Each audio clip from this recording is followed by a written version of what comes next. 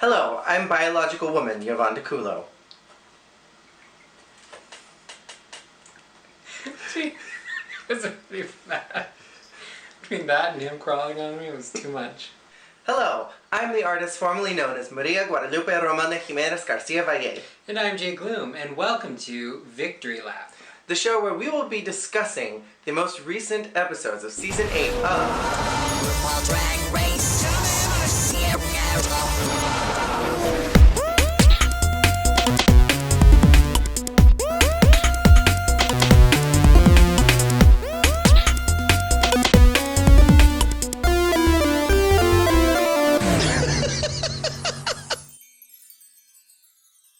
I hope I remember to shave my armpits today.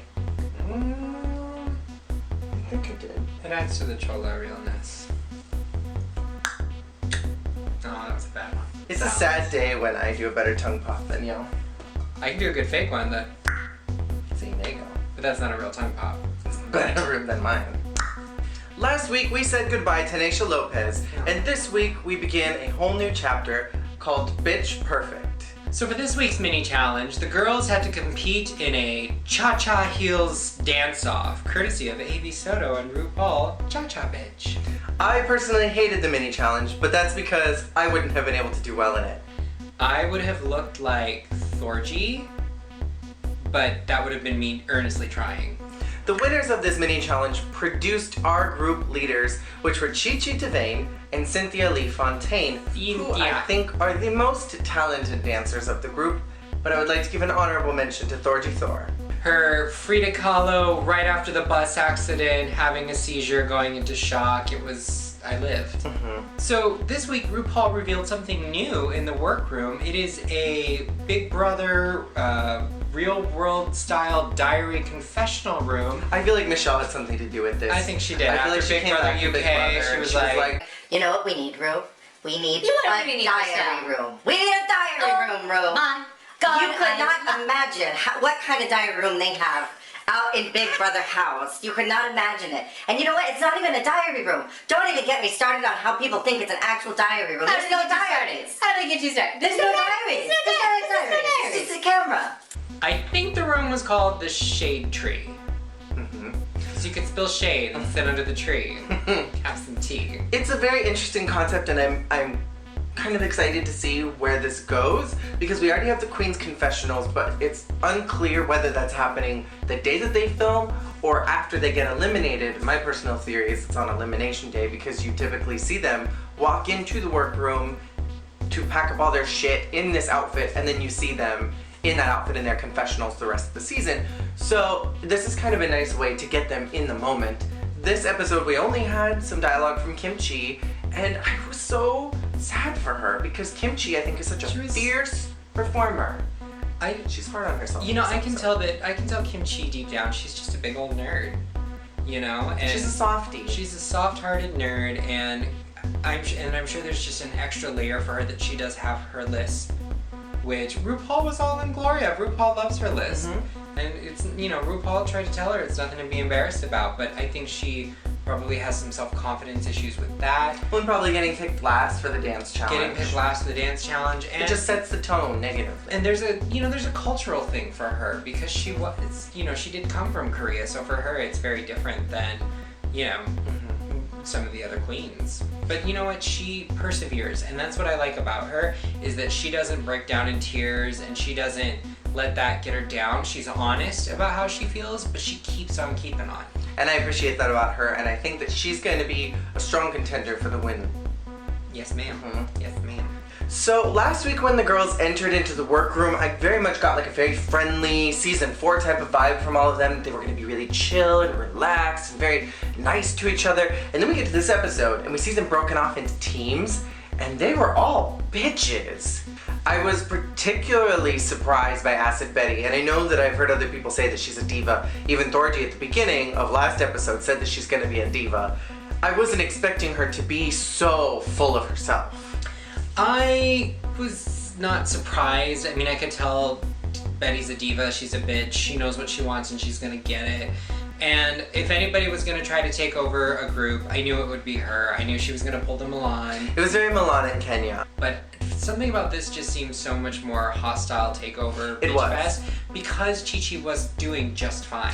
I was very interested with the way that the episode turned out because they seemed to focus so much more on Chi-Chi's group than on Cynthia's group. And it seemed that most of Cynthia's group was safe. Yeah, Cynthia's group was definitely the safe group, with the exception of Kimchi and Layla. We did have some prominent bottoms in Cynthia's group, but That we was a didn't good really comment. focus on them too much. I was interested in that. You know who else got no screen time at all this week? Who? I didn't realize it until just now. Derek didn't get I didn't see a Derek at all. single moment this entire episode. If it hadn't been for the fact that she had solos in the lip sync, You wouldn't have known she was there. I wouldn't have known she was there. I felt the same way about Naomi. Speaking of the performance, this week's main challenge was an all-singing, all-dancing, lip-sync extravaganza in the style of Pitch Perfect, called Bitch Perfect. Side note, if somebody can come back to me with a count of how many times they said the word bitch in this episode, We probably reached over 100. it was literally like, I just want a master cut, just bitch, bitch, bitch, bitch, bitch, bitch, bitch, bitch, bitch. It would be everything. So they competed as two teams. One was the, the good girl team from the nice school, and then one was the ghetto team from the bad school. Chi-Chi's team was the bad girls, and Cynthia's was the good girls. I liked this challenge a lot. Like I said, I was very excited for it. I was very nervous when I first realized they were doing some sort of like Bitch Perfect challenge, that they were gonna actually make I thought they us were sing. gonna sing, and I was not ready not for it. here for it, not ready for it. We've heard the girls sing before. We know how, not these particular group of girls, but we've heard other groups, and we know how they sing. And to put them on the spot, live a cappella style, with most of them not having vocal training, I was terrified that we were going to get something horrendous. But the fact that they did create their own mix, and they had RuPaul songs, which Courtesy of Lucian Piani. I was very happy with the RuPaul songs. I was a little miffed that we didn't get more of Lucian. I know. I wanted He's my more. favorite part. I hope they do some other challenge with him because I need more Lucian in my life. 'Cause He's my favorite part of every season. Oh. Anytime he shows up, I am like Ginger Minge, and I am flooding my basement, I'm flooding the neighbor's basement, I'm flooding the people down the street's basement. It's Yvonne's arc all over again. Actually, you're causing the flood. I would be building the arc out of your wigs. Yeah, they all climb into my ratty wigs. And they're And so sail them ratted. around. They're so ratted that they can, and there's so much hairspray in them that They float. absorb They absorb yeah. all the water because they're thirsty. That's it. So the theme for the runways this week was movie premiere eleganza. There it is. That was it right there. I don't know what movie premiere some of these girls were going to. Because some of these girls dressed for, movie premiere at Grauman's Chinese Theater, and some of them dressed for the movie premiere at the $5 cinema down the block. I really liked Bob. I really liked Bob on the runway, but I feel like in the challenge she kind of disappeared from me. A little bit. I loved Thorgy's outfit. I loved the idea of a jumpsuit. That is something that is so completely out there, and it's very rock star. What I appreciate about Thorgy is that she is sticking out in the challenges and in the runways, but she's doing it in her own way. And that's important. And she's doing it well. I personally thought that Miss Cynthia was going to the movie premiere of Jada De Laurentiis' Story of My Life, premiering at AMC. She was giving me Jada De Laurentiis. Cynthia Lee was dressed for a TV show premiere, not a movie premiere. The next Food Network star, first episode, that's what she was giving me. I go really back and forth on Robbie because on the one hand I was like, yes, that The dress. Marilyn. Yeah, everything from the waist up was just so Marilyn. Diamonds are a girl's best friend. I loved that. But then from the waist down, like, it did look very wedding dress, and it was. It was a Vera wedding dress that she had dyed strawberry red. If it had been a little more streamlined on the bottom, that would have been probably my favorite look. Hers and Bob's. It was kind of like Chola's first prom. It wasn't really like movie premiere. Yeah, it was a little much, but hey, it is drag, so what are you gonna do? I was less than impressed by Layla. I thought Layla's looked like a very cheap knockoff of what Detox put out for the candy ball. And that wig was not doing her any favors. None of her wigs were, actually. No. Layla did not come packed with a good wig arsenal. Her wigs to me look like she just bought them for the show. Like they look like they're lace front wigs, and they're laid and they're brand new and pretty, but she didn't have time to style them. They weren't styled at all. They're flat. They're flat, shake and go lace front wigs. There's nothing wrong with having flat hair. Katya made her whole career out of flat wigs. She does. But she puts hairspray in them. She curls them a little bit. She does her face. It's beat, so you forgive it. Probably my least favorite and the biggest disaster for me on that runway was Dax. Oh my goodness. Dax's was a mess from top to bottom. And let's not look past the fact that she took a gown that was not the proper length for herself, and she took a piece of fabric and wrapped it around the underside, probably by snaps or even maybe by bobby pins. It didn't even look like it was a separate dress, that maybe it was a tearaway, which would have been very fierce if she had gone on the runway in one outfit, ripped it off into something else. This was a piece of fabric that she maybe hot glued to the bottom. And worst of all, you could see on the close-ups of the bottom of the hemline of the dress that it was an unfinished piece of fabric that she literally Borrowed from Latrice Royale. She literally pulled it off of the fabric wall in the workroom. Probably, it looked like she put some snaps on because she whipped it off later and twirled it around her like a bullfighter cape and called it a day. Which leads us to the elimination. This is one of those songs that's it's #iconic. You know, this is one of those things that every drag queen worth her salt has done at least one time in their career.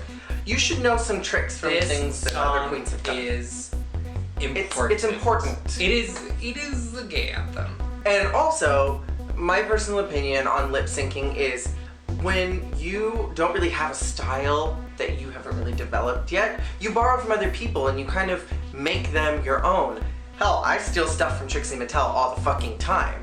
These two queens had the opportunity to pull stuff from things that they've seen or maybe heard about other queens doing, and they could have incorporated that into their lip sync, but neither one of them did anything special.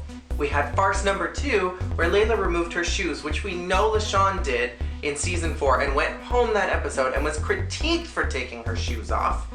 And she took her outfit off, and the last time that happened was with Milan, unless I'm completely mistaken, where somebody took their outfit off and didn't have anything underneath, was just in bra and panties, Milan, as she went home.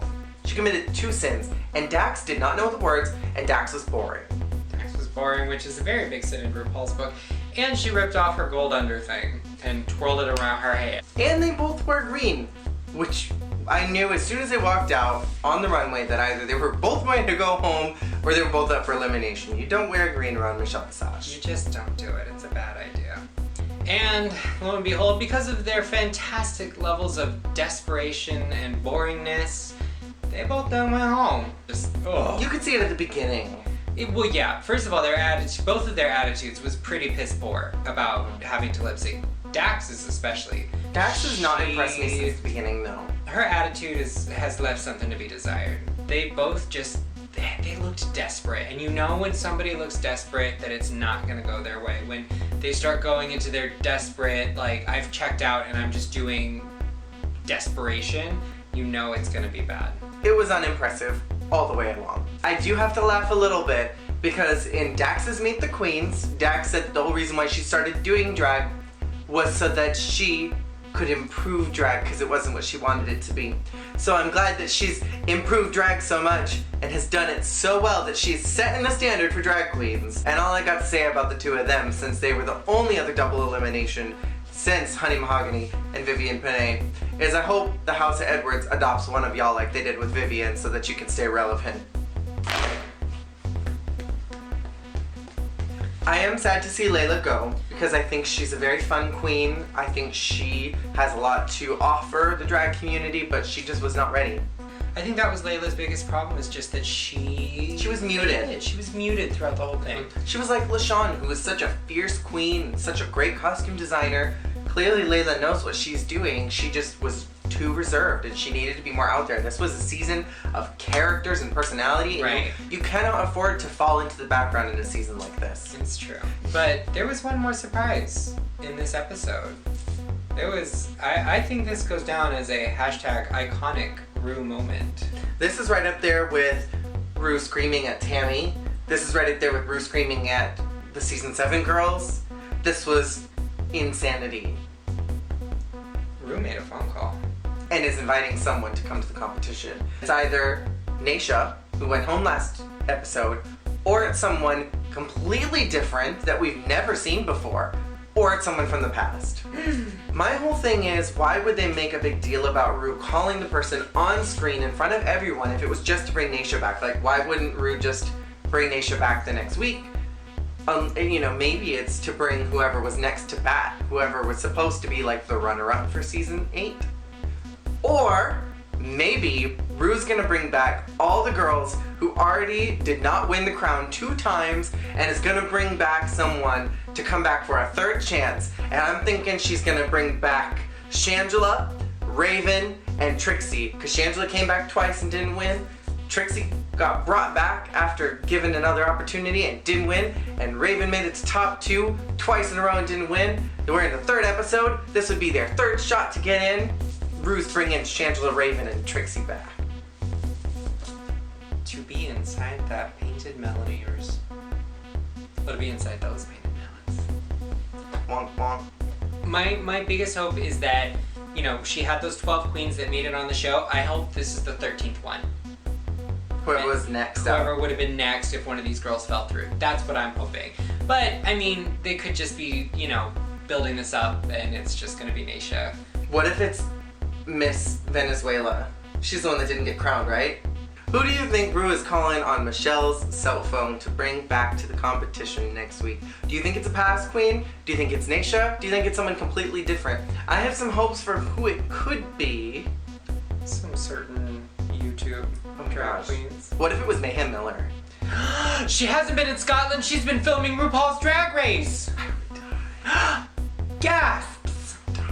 Thank you so much for watching. Let us know what you thought of the episode. Let us know who you think Ru is bringing back below. Click like, subscribe, all that fun stuff. And we'll be back next week for another episode of RuPaul's Drag Race. I believe next week's episode, I know the mini challenge is Judge Judy themed.